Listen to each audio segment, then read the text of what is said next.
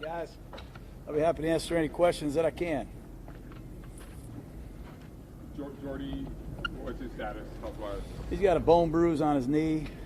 I think we're going to list him as questionable for the game. He won't practice today. He's getting better, but we're concerned, obviously. Martavis is out. Bryant will be out. So Marcel Aitman will get a chance to take his share of the reps today, and we're going to activate Saeed Blacknall from the practice squad. If we need to play Saeed, we'll use him.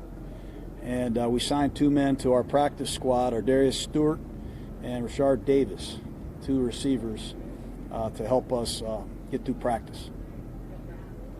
How much can you actually use guys that just walk in off the street like that? How soon does it take them to get acclimated where you could actually use them if you needed to? With practice squad players? Yeah. Well, they'll run the Arizona plays. They'll run the service squad plays, and Edgar Bennett, our receiver coach, will try to fast-track them as much as possible. But the 2 men we just signed, we're not counting on playing in this game. We're counting on them being on the show team to help our defense get ready for Arizona's offense. Is there a timeline on Martavis? No, I don't think so. Could be a couple weeks. Could be a little bit longer. Could be quicker, depending on how quick these guys heal. I never know. You guys break down everything, and as far as the quarterbacks go, in terms of the throws and how their feet are and how everything sets up. Curious in decision making. How would you assess Derek's decision making this year from beginning to now? Well, I'm not going to stand up here and publicly go through any player's grades. He's done some really good things under some very difficult circumstances, and he's going to continue to get better and better and better as we get better around him. And I'll just leave it at that. Coach, how does the air quality affect preparation for this week, if at all? I really don't think it has affected very much. I think maybe a couple players on our team Sunday had some oxygen issues, but none that really inhibited their ability to go out and play. We've relied on our trainers to give us the information, and I just hope the fires end soon. Coach, can you assess Arizona on both sides of the ball? Obviously, they got the rookie under center. Their defense, they have some guys that can really get to the quarterback. What's kind of the game plan? What do you see on tape on both sides of the ball? They still have a very good defense, especially at home in the noise.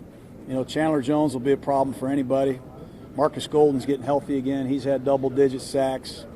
I think Hassan Reddick is an up-and-coming player. Patrick Peterson is still highly decorated as a shutdown corner.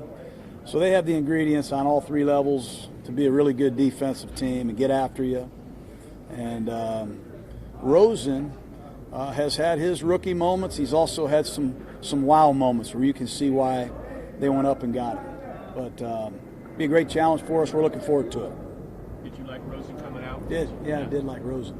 I like the other UCLA Bruin a little bit more.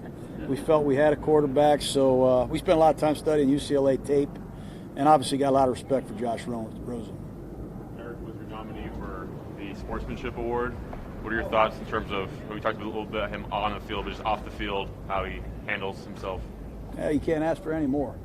It's been disappointing. Obviously, the circumstances that he's had to play through this year, we struggled in some areas. I've not helped him as much as I had hoped, but he's a special guy. He's a special person, and he's, I think, a great quarterback. You guys good? Okay. Thank you. Thanks, Will. Appreciate that. See you.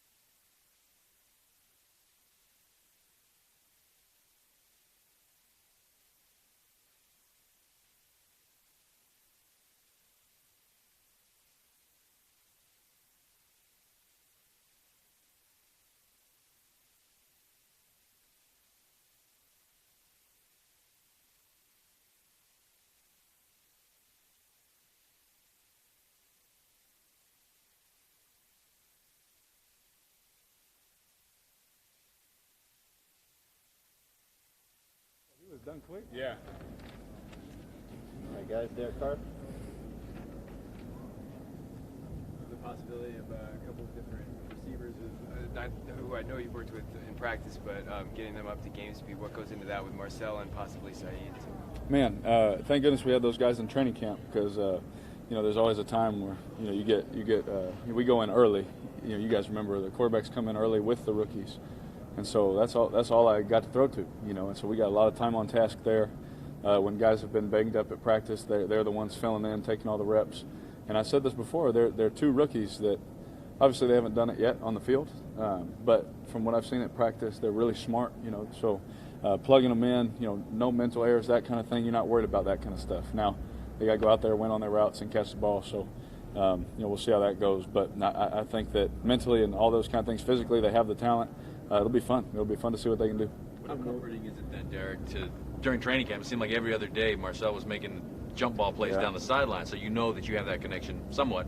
Granted, it was in training camp. Yeah, I'm glad you brought it up because he did, man. He against starters, and to let coach put him in there with the one, especially in camp, when the vets get there, it's all fight for every rep kind of a thing. And for coach to put him in the ones, he kept making those plays, and so we've built a little chemistry, and he's someone that I talk to often. I really like him. He's a good dude and a good kid. So I'm looking forward to seeing what he does here today at practice and seeing how he competes, getting some more reps. How have you seen him progress, if at all? I know it's tough because he hasn't been up this season in terms of active, but just over the course of this season, after camp, after preseason, just these past couple months. Man, he's really grown up and just become a pro.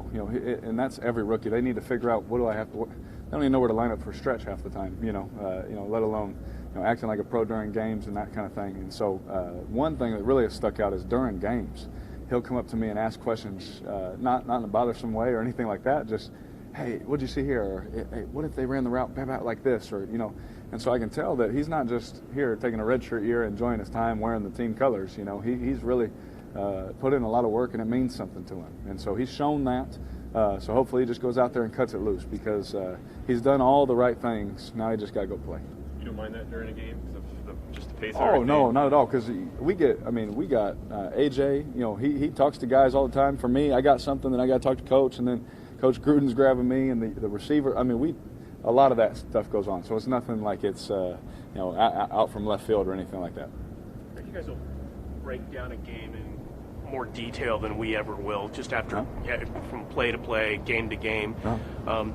In terms of decision making and that sort of thing, I'm sure you go over every throw that you've made. Should I have done that? Will I have done it? How many times a game do you come away with, God, what was I doing that for? Is it a couple times a game? Oh, yeah. Very few times?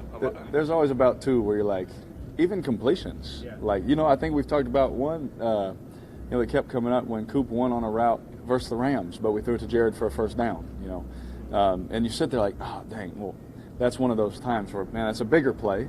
We hit this one. And there's other times where, you work a different side of the field and it's a pick a side. It's totally, coach designs it to pick a side. And you drop back versus something you thought, and then you have to check it down. And you're like, oh, but the other side won. It happens more than you know.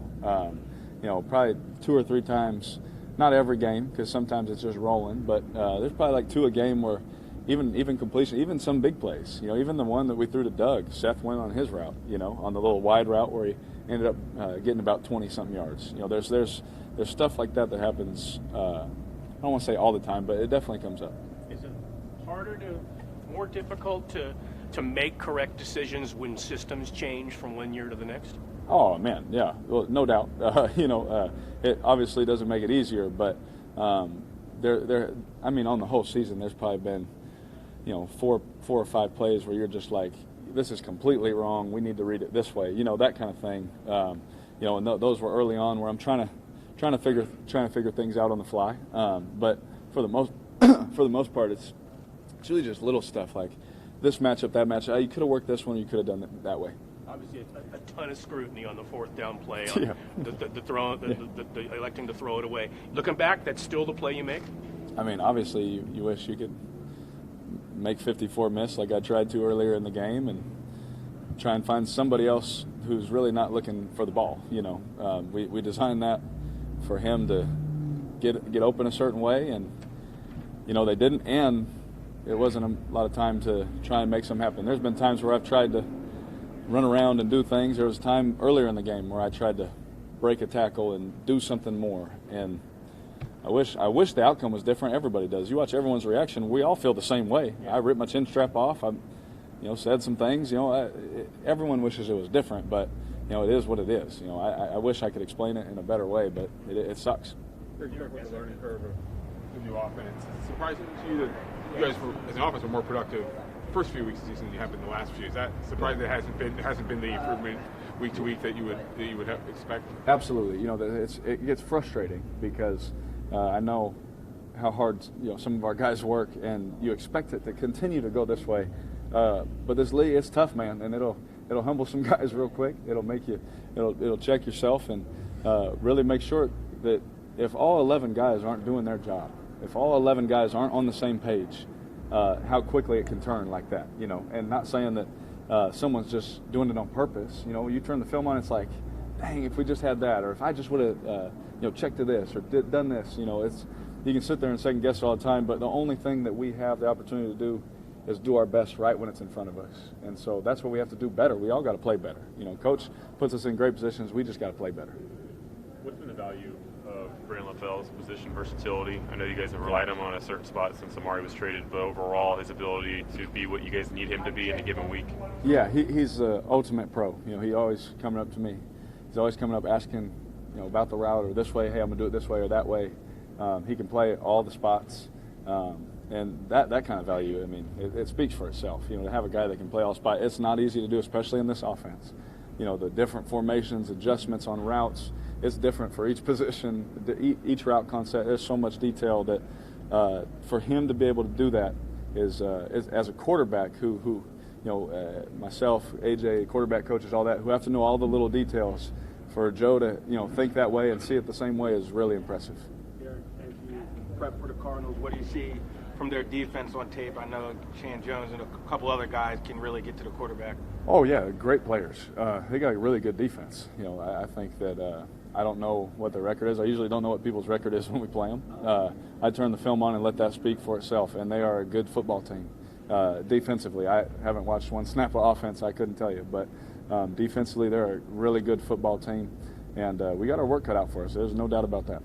A couple more guys. Johnson, the other day, he's been really impressed by Colton Miller's mental strength in this field. I just wonder, what have you observed from Colton over the course of his first season, just with working through the knee injury and some of the rookie struggles and everything? Yeah, obviously every rookie is going to have struggles, especially when you're playing out at one of the toughest positions physically, that there is in the game. He's going against most teams' very best player. That's how this thing works. And for him to do it while he's hurt, for him to do it while he's getting scrutinized, as an offensive lineman, your quarterback gets hit, it's not going to be pleasant for him. It's going to be tough for him. He's a young guy.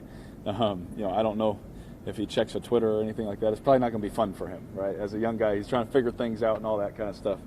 And, to see him continually just keep the same look on his face, continue to work, continue to come out here, braced up if he has to, just to practice, that says a lot about who he is, and I'm very excited that we have him.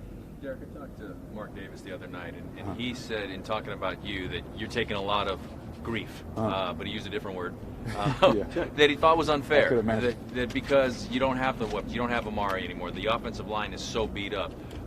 What does that tell you when the team owner comes out and supports you like that? Well, it's nice. It's stuff that they've said to me, that I'm not going to speak for them. So if they say it to you, then it's nice for him to do that. It just is what it is. It's nice words. It makes he's just telling the truth, man. He's not one to sugarcoat things, So it hasn't been easy, but there's no excuse. I still hold myself to a standard. Whether he calls me and tells me those things, I'm still like, but I could have done this or this. I could keep doing this, and he keeps having my back and keeps telling me just what everyone keeps telling me out inside. So I just go by what they say, and so for him to say that, it feels good. It's nice, but at the same time, I just want to win. The words are nice and it means a lot. I don't want to take anything away from that, but at the end of the day, I wake up early, I work my tail off, grind myself to sleep, until tonight, because I just want to win. And so I think that it feels good, but winning definitely is better.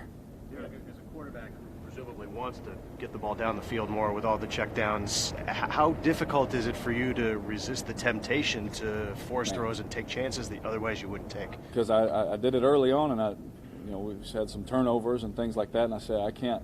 Turning the ball over is worse for our team than me checking a ball down if it's not completely open. There was a couple of times also in the game. There's been a couple of weeks now where we've had some open shots and we just go to throw them, and for whatever reason, we weren't able to get to them. And you just try and think maybe I could have thrown it earlier, maybe I could have done something else. I don't know. You just try and figure it out yourself. But we definitely have had some looks, and those are things Coach Gruden and I keep talking about. Look, we're going to figure things out, get it all right. We're just going to keep trusting the process and seeing that this stuff is working, and when it clicks, it's going to be real nice. Last one, Michael. These past 3 years have been 3 very different seasons for this franchise. In each of them, though, you've been named the team's nominee for the Sportsmanship Award. Oh, wow. That consistency, is that something you take pride in? I think it's not something that I just literally found out within seconds. So it's not something that I think about, like where I'm like, oh man, I hope I get this thing. I've told you guys 100 times, I try and be the same all the time. Obviously there's little ups and little downs here and there, but I just try and be the same guy. So for people to see that in me, that's really cool. I want people to talk about my character and who I am as a person, as a man, way more than they talk about me as a football player. And hopefully we'll get that right too. Thanks, guys. Thanks, guys. Thank you, Derek.